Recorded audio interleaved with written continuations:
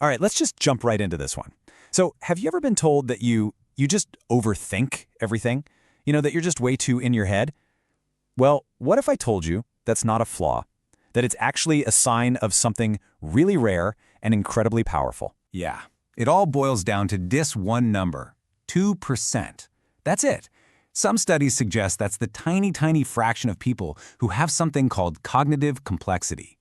And what that really means is their brains are just wired to process the world in a totally different way.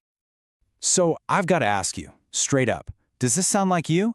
That constant buzz in your head, the nonstop analysis, that feeling like your brain has 1,000 tabs open and you just can't close them? It's exhausting, isn't it? Okay, so let's dig into this whole overthinking thing.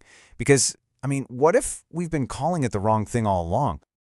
Really think about it. Are you the one in the room who's playing chess while everyone else is playing checkers? You're always thinking 5 moves ahead, mapping out every possible scenario. Do you see these subtle connections and patterns that just, whoosh, go right over most people's heads? And what about replaying conversations? Not because you're worried, but because you're trying to decode every single layer, every nuance. If you're sitting there nodding your head right now, yeah, then you need to hear this. Okay, this is the big switch. This is where we flip the script completely. See, society tells us this is a flaw, right? That it's a bug that just leads to anxiety and makes you unable to make a decision. But the reality?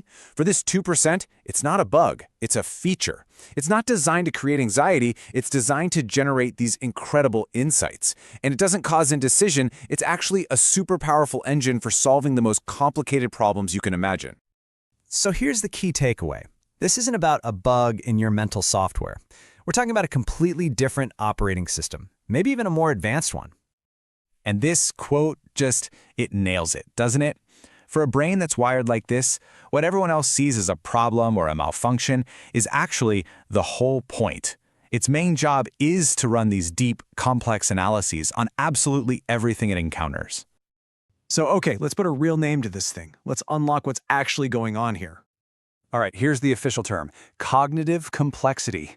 I know, it sounds a little academic, but what it means is actually pretty simple and, well, mind-blowing. The key here is that it's not about thinking more. It's about thinking in multiple dimensions all at once. So, what does that actually look like in the real world? Let's break it down. Okay, seeing in multi-dimensions, what does that actually mean? How is it different from, well, how most people think? So for most people, thinking is pretty linear. It's a straight line. You've got a cause, you get an effect. You see problem A, you find solution B. Simple. It's direct, it's efficient, it gets the job done. A to B. But for one of these complex minds, it is never just A to B. When that mind sees A, it instantly sees B, C, D, and E as potential outcomes. But it doesn't stop there. It also sees the history that created A, the emotions swirling around it, the ripple effects of choosing B instead of C, and oh yeah, how A is secretly connected to some random idea way over there. So you see, it's not a line, it's a web. A huge, sprawling, interconnected web.